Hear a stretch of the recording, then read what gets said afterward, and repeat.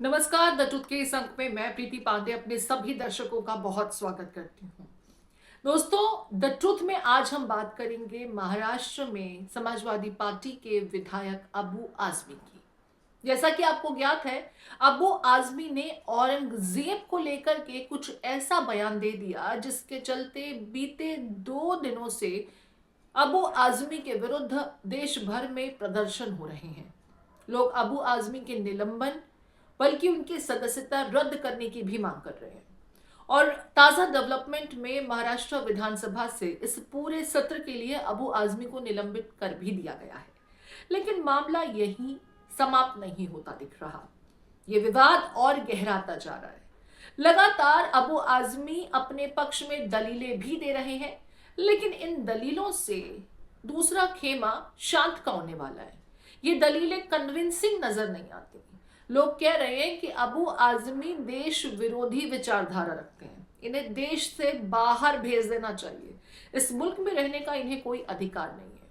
ताजा डेवलपमेंट, उत्तर प्रदेश के मुख्यमंत्री योगी आदित्यनाथ ने आज विधान परिषद में अबू आजमी को लेकर के जिस तरीके से समाजवादी पार्टी के प्रमुख अखिलेश यादव को आड़े हाथों लिया, उसके बाद मामला एक बार फिर गर्मा गया है। सुन लीजिए किस तरीके से योगी आदित्यनाथ सपा प्रमुख को सलाह दे रहे हैं कि आजमी के विरुद्ध कार्रवाई कीजिए, उन्हें यूपी भेज दीजिए। जरा सुनिए आगे सीएम योगी आदित्यनाथ क्या कुछ कह रहे हैं। समाजवादी पार्टी का नेता, आपका विधायक घोषणा करो ना, उस कमबख्त को निकालो पार्टी से और उसको एक बार यूपी भेज दीजिए, बाकी उपचार हम अपने आप करवा लेंगे। जो व्यक्ति छत्रपति शिवाजी महाराज की परंपरा पर गौरव की अनुभूति करने की बजाय लज्जा महसूस कर रहा हो और औरंगजेब को अपना नायक मान रहा हो, क्या उसको भारत के अंदर रहने का अधिकार होना चाहिए क्या? तो भाई योगी आदित्यनाथ ने तो इस मुद्दे पर समाजवादी पार्टियों को जमकर घेरा। कुंभ को लेकर के हमने देखा था किस तरीके से अखिलेश यादव विपक्षी खेमा लगातार प्रदेश की सरकार पर हमलावर रहे।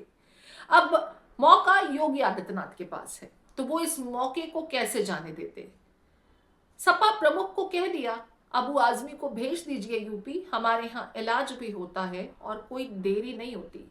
हालांकि योगी द्वारा कहे गए इस वक्तव्य का जब मीडिया ने अबू आजमी से प्रतिक्रिया मांगा तो अबू आजमी ने क्या कुछ कहा, ये भी आपको सुना देते हैं। और आज मुझे खबर मिली कि मुझे इस पूरे सेशन के लिए इन्होंने निलंबित कर दिया है और मेरे पे केस भी फाइल है। मैं समझता हूँ कि ये क्या चीज़ है। ये एक जो है कुलरकर एक साहब है, क्या नाम कुलरकर साहब है, एक शोरापुरकर साहब हैं। इन लोगों ने तो ऐसे ऐसे अल्फाज बोले हैं महाराज के बारे में, छत्रपति महाराज के बारे में। मैं इन अल्फाजों को दोहराने की भी हिम्मत नहीं कर सकता और उनके ऊपर कुछ नहीं हो रहा है। तो आप अगर उत्तर प्रदेश जाएंगे तो आपका इलाज किया जाएगा अगर इस तरह की बात आप लोग करेक्ट ट्रीटमेंट दी जाएगी। मैं तो देश में ही रहता हूँ, मैंने तो कोई ऐसी बात नहीं बोला है। अब योगी जी की सरकार है, यहाँ पे जो है हमारे फडणवीस साहब की सरकार है और हमारे एकनाथ शिंदे साहब की सरकार है। अगर इस सरकार में डिक्टेटरशिप है, इसमें जो है लोकशाही नहीं है, डेमोक्रेसी खत्म हो चुकी है, तो जो चाहे कर ले, मैं क्या कर सकता। अबू आजमी ने योगी को लेकर के ज्यादा कुछ तो कहा नहीं, लेकिन वो बार बार यही जस्टिफिकेशन दे रही हैं कि इतिहास में जो बताया गया है, जो पढ़ाया गया है, औरंगजेब एक राजा थे और उसको लेकर के जो भी कुछ कहा गया उन्होंने सिर्फ वही बयान किया। और अगर ये अपराध है तो फिर जिन्होंने वो पुस्तकें छापी, जिन्होंने इतिहास में उन तमाम चीजों का वर्णन किया, उस पर भी एक्शन होना चाहिए था। जरा सुन लीजिए। तो हमने जानबूझकर कोई ऐसी चीज नहीं बोला है, हमने वही चीजें बोली है जो हिस्ट्री में दर्ज है, जो आज भी जो प्रोफेसर लोग जाकर जगह जगह मीटिंग करके औरंगजेब के लिए ऐसी बातें बोलते हैं, वही बातें मैंने बोला है जो ऑन रिकॉर्ड मेरे पास है। उन बातों को बोलना अगर इतना बड़ा गुनाह है तो जो लोग इसी बातें बोल रहे हैं, जिन्होंने किताबें छापी है, उन पे कौन सी कार्रवाई हुई, उन पे कहाँ किताबें कहाँ बैन कुछ किया गया। मैं समझता हूँ कि ये मनमानी इस तरह से निरूपित करना समझना ठीक नहीं। अब मैं बात करूंगा, स्पीकर साहब से बात करूंगा, कौन से रूल्स आपने मुझे किया है, फिर जो जो इसके रास्ते होते हैं वो देखूंगा कायदे से उसका। हाँ, जो भी देखता हूँ मैं उस बात करूँगा। हाँ बिल्कुल, मुझे बुलाना चाहिए था और सफाई मौका देना चाहिए था। आज मुझे जिस तरह से गालियां दे रहे हैं लोग, टेलीफोन पर गालियां दे रहे हैं, मैं टेलीफोन ही नहीं उठा पा रहा हूँ। जितने ऐसे नंबर आ रहे हैं जिसके नाम नहीं है, कितने हजारों फोन आ रहे हैं और गाली दे रहे हैं। इसका ये क्या मतलब है? मैंने कोई ऐसी बात तो नहीं की जो देश के खिलाफ हो। मैंने तो एक इसी देश के राजा जिनके बारे में हिस्टोरिकल जो लिखा है वही मैंने बोल दिया, और वो भी मैंने खुद से नहीं बोला। अखबार वालों ने, ये मीडिया वालों ने मुझे रोक के पूछा तो मैंने ये बातें बोल दिया। चलिए, अबू आजमी तो अपने बचाव में ये तमाम दलीलें देंगे ही। मामला तूल जो पकड़ता जा रहा है, उनकी मुश्किलात खत्म होती नजर नहीं आ रही। लेकिन सपा प्रमुख अखिलेश यादव अपने इस विधायक के सपोर्ट में मैदान में उतर आए। उन्होंने हालांकि सदन में योगी आदित्यनाथ ने जो कहा उस पर तो बहुत ज्यादा कटाक्ष नहीं किया था, लेकिन बाद में सोशल मीडिया प्लेटफॉर्म पर अखिलेश यादव ने जवाब भी दिया, पलटवार भी किया। जरा देखिए किस तरीके से अखिलेश यादव अपने ट्वीट में कहते हैं, निलंबन का आधार यदि विचारधारा से प्रभावित होने लगेगा तो अभिव्यक्ति की स्वतंत्रता और परतंत्रता में क्या अंतर रह जाएगा। हमारे विधायक हों या सांसद, उनकी बेखौफ दानिशमंदी बेमिसाल है। कुछ लोग अगर सोचते हैं कि निलंबन से सच की जुबान पर कोई लगाम लगा सकता है तो फिर ये उनकी नकारात्मक सोच का बचपना है। आजाद ख्याल कहे आज का नहीं चाहिए भाजपा। इतने पर ही अखिलेश यादव रुके नहीं। अखिलेश यादव ने एक और पोस्ट किया। ये पोस्ट सीएम योगी आदित्यनाथ ने सदन में जो कहा था उसके जवाब में है। जब आपन कुर्सी हिले तभये मन का आपा खोए, ऊ का औरन के इलाज करे जो खुदे बीमार होए। अब अखिलेश यादव यहां इस ट्वीट के जरिए सीएम योगी आदित्यनाथ को ही बीमार बता रहे हैं। आपको जैसा कि ज्ञात है, हमने ये कमेंट भी दिखाया था, ये कोट भी दिखाया था कि योगी आदित्यनाथ ने अबू आजमी को यूपी भेजना और यहां उनका इलाज हो जाएगा, इस तरह की बातें कही थी। समाजवादी पार्टी पर करारा हमला बोला था। इसी का जवाब पलटवार अखिलेश यादव देते नजर आए। और देखिए, अखिलेश यादव ने जब इस तरह का ट्वीट किया, इस तरह की स्टेटमेंट दी, तो बीजेपी का खेमा शांत कहाँ रहने वाला है। शहजाद पूनावाला ने अखिलेश यादव की इस ट्वीट को लेकर के अब उन्हें घेरा है। वो ये कह रहे हैं कि इनकी विचारधारा ही देश विरोधी है। सुनिए शहजाद पूनावाला किस तरीके से अखिलेश यादव को भी आड़े हाथों ले रहे हैं। औरंगजेब फैन क्लब के सदस्य अबू आजमी पर कार्रवाई की गई। विधानसभा के द्वारा उनको सस्पेंड किया गया। जिस प्रकार से उन्होंने औरंगजेब का महिमा मंडन और पीआर किया था, और जो औरंगजेब जिहादी आक्रमण करता है हिंदुओं पर और हिंदुओं के मंदिर नष्ट करता है, जिजिया लगाता है, हिंदुओं को प्रताड़ित करता है, ऐसे औरंगजेब का पीआर, प्रशंसा और महिमा मंडन करने वाले अबू आजमी के बचाव में अब अखिलेश यादव आ चुके हैं। मतलब वोट बैंक की राजनीति के चलते अब ऐसे लोगों का भी बचाव करेंगे। वो कहते हैं कि जो सस्पेंड करने का निर्णय है ये नकारात्मक है। वो कहते हैं कि उनके विधायक बड़े बेखौफ है, बड़े दानिशमंद है, इंटेलिजेंट और वाइज है। वो कहते हैं ये अभिव्यक्ति की आज़ादी है इस प्रकार की बातें रखना। मतलब हिंदुओं के आक्रांताओं का, हिंदुओं के ऊपर आक्रमण करने वाले का, हिंदुओं का नरसंहार करने वाले व्यक्ति का पीआर करना ये अभिव्यक्ति की आज़ादी। मठाधीश को माफिया बोलना अभिव्यक्ति की आज़ादी। राम मंदिर को बेकार बोलना अभिव्यक्ति की आज़ादी। सनातन को समाप्त करने की बात या गाली देने की बात करना ये अभिव्यक्ति की आज़ादी। महाकुंभ को इंसल्ट करना ये अभिव्यक्ति की आज़ादी। ये दिखाता है कि हिंदुओं को दो गाली, हिंदुओं के आक्रांताओं के लिए बजाओ ताली, और यही इनकी बन चुकी है वोट बैंक की प्रणाली। इसीलिए आज अखिलेश यादव औरंगजेब फैन क्लब के सदस्यों के बचाव में भी आ रहे हैं, केवल वोट बैंक की राजनीति के चलते।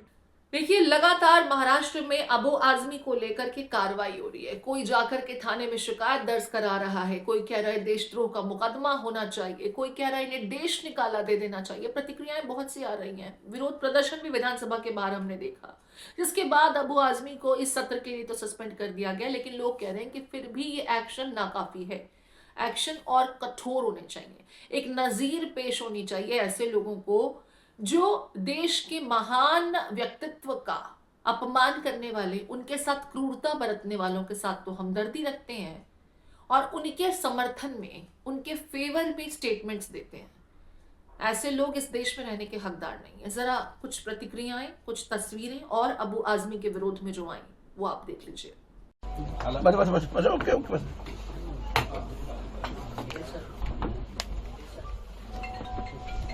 देखो, अबू आजमी के ऊपर देशद्रोह का गुना दाखिल करना चाहिए। यहाँ महाराष्ट्र में नहीं, पूरे हिंदुस्तान में रहने का उनको अधिकार नहीं है।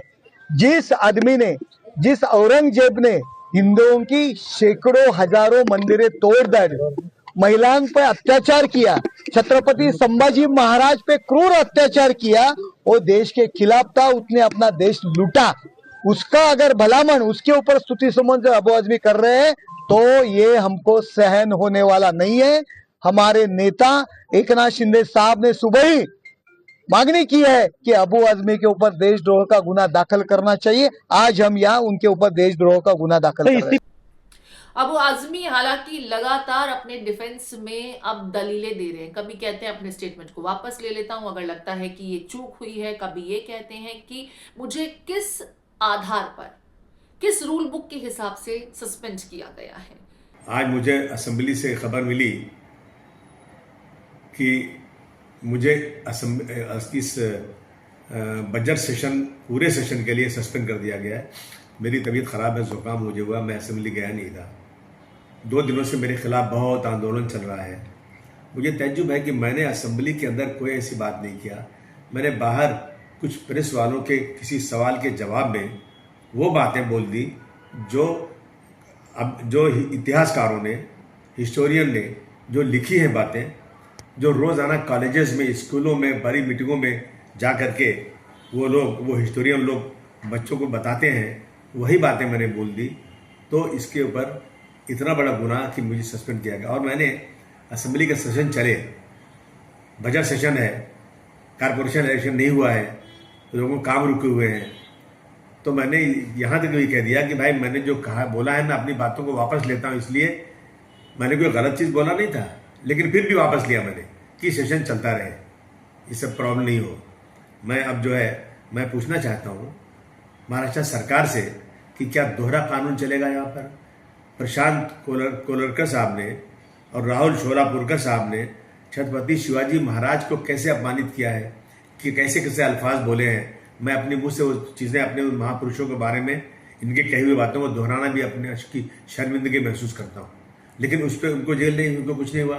अब मैंने एक चीज़ बोला जो इतिहासकारों ने बोला था, उसके ऊपर इतना बड़ा एक्शन। देखिए, अबू आसिम का मतलब कि मेरे पीछे 5 लाख जनता है और इस जनता के कामों को लेकर असेंबली में मुझे बात करना, डेवलपमेंट की बात करना, फंड की बात करना, ये सब रह गया। आपकी बार आपने रोक दिया इसको। मैं समझता हूँ कि ये सस्पेंशन जो हुआ है ना, इस पर दोबारा गौर करना चाहिए। कहीं ना कहीं इसमें ज्यादती हो रही है मेरे साथ, गलत कानून के मुताबिक नहीं, अपनी मनमानी हो रहा है ये।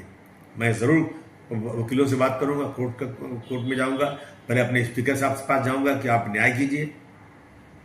मुझे अफसोस है इस बात का कि किसी इतिहासकार की कही हुई बात के ऊपर निलंबन कर दिया गया और कुछ लोग खुलेआम उन महापुरुषों के बारे में कैसी कैसी बातें कर रहे हैं। न उनकी किताब को बैन किया गया है, न उन पर कोई केस किया गया है। क्या है ये? समाजवादी पार्टी का नेता, आपका विधायक घोषणा करो ना, उस कमबख्त को निकालो पार्टी से और उसको एक बार यूपी भेज दीजिए, बाकी उपचार हम अपने आप करवा लेंगे। जो व्यक्ति छत्रपति शिवाजी महाराज की परंपरा पर गौरव की अनुभूति करने की बजाय लज्जा महसूस कर रहा हो और औरंगजेब को अपना नायक मान रहा हो, क्या उसको भारत के अंदर रहने का अधिकार होना चाहिए? क्या और समाजवादी पार्टी को इसका जवाब देना चाहिए। एक तरफ आप कुंभ को कोसते रहे और दूसरी तरफ औरंगजेब जैसे दुष्ट और क्रूर